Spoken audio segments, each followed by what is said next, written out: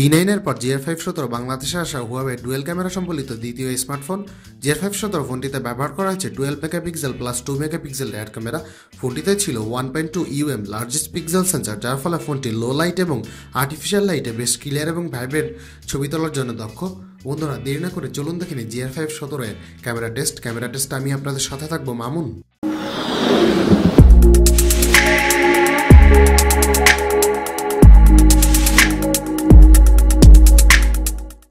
Camera on করার পর left সাইডে সোয়াইপ করলে দেখতে পারবো ফোনটিতে অনেকগুলো মোড ব্যবহার করেছে। তার ভিতর ছিল photo, pro photo, video, pro video, beauty video, HDR, light shot, panorama, good food, light painting, time lapse, slow motion, watermark, audio note, document scanner.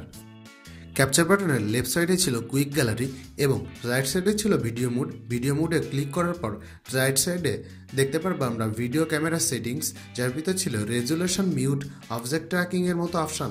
Camera সেটিংসের ভিতর ছিল resolution, GPS tag, camera guard, mute, timer, audio control, touch to capture smile, object tracking এর মতো option. ক্যামেরার default resolution ছিল 12 megapixel. আপনারা চাইলে ইচ্ছা অনুযায়ী রেজুলেশন সেট করতে পারেন। ক্যামেরা গার্ড অপশনের মাধ্যমে আপনারা পিকচার তোলার সময় বেশ সহায়তা পাবেন। যারা ক্যাপচারের সময় নয়েজ অপছন্দ করেন তাদের জন্য মিউট অপশনটি বেশ কার্যকরী। অডিও কন্ট্রোল অপশনটির মাধ্যমে আপনারা অনায়াসে অডিও কন্ট্রোল করতে পারবেন। যারা ক্লিকের মাধ্যমে ছবি তুলতে ডিসলাইক করেন তারা টাচ টু ক্যাপচার অপশনটি ব্যবহার করতে পারেন।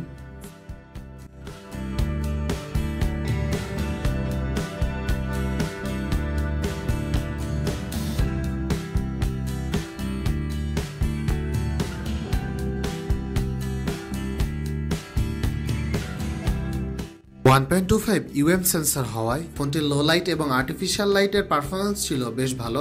1.UM সেন্সরের বিশেষত্ব হচ্ছে এই সেন্সরটি লো লাইটে অনেক ভালো পারফরমেন্স দিতে সক্ষম। এই ফোনটির সবচেয়ে আকর্ষণীয় দিক ছিল ফোনটিতে ব্যবহার করা হয়েছে বুকো এফেক্ট, যার মাধ্যমে আপনারা একটি নির্দিষ্ট কন্টেন্টকে ফোকাস করে তার ব্যাকগ্রাউন্ডটি সম্পূর্ণ ব্লার করার জন্য এই ক্যামেরার জুড়ি নেই। আমি ফোনটি দিয়ে অনেক ছবি তুলেছি। পার্সোনালি আমার কাছে ছবিগুলো বেশ ভালো মনে হয়েছে। কোনো ছবিগুলো ওভার স্যাচুরেটেড, হিউ বা ব্রাইটনেস অতিরিক্ত মনে হয়নি।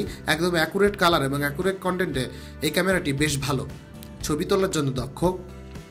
এই ফোনটিতে যে বুকে এফেক্ট দেওয়া হয়েছে তার মাধ্যমে আপনারা অনেকটা DSLR এর মতো ব্লার করতে পারবেন। যারা অলরেডি ক্যানন 1300D অথবা নিকন 3300D ইউজ করেছেন তাদের কাছে মনে হবে এটি অনেকটা DSLR ক্যামেরার বুকো এফেক্টের মতোই।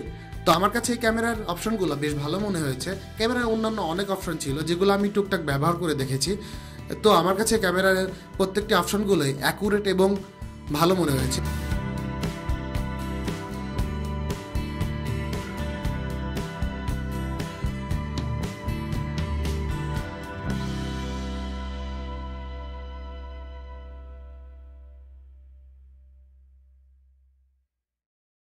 বন্ধুরা, যারা এখনো GR517 সম্পূর্ণ রিভিউটি দেখেন নাই তারা ভিডিও ডিসক্রিপশনে ক্লিক করে GR517 ফুল রিভিউটি দেখে নিন, অথবা যারা এখনো আমার চ্যানেলটি সাবস্ক্রাইব করেনি তাদের অনুরোধ করছি আমার চ্যানেলটি সাবস্ক্রাইব করে নিন, কারণ আমার চ্যানেলে প্রতিনিয়ত অ্যান্ড্রয়েড রিলেটেড রিভিউ, ট্রিক্স এবং টিপস আসে।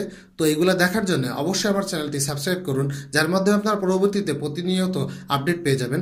বন্ধুরা, ভিডিওটি দেখার জন্য ধন্যবাদ এবং ভিডিওটি যদি আপনার ভালো লাগে তাহলে লাইক দিন। ভিডিওটি যদি অপছন্দ করেন তাহলে ডিসলাইক করুন। ফোনটি সম্পর্কে ডিটেলস জানার জন্য কমেন্ট বক্সে কমেন্ট করুন। বন্ধুরা, অসংখ্য ধন্যবাদ।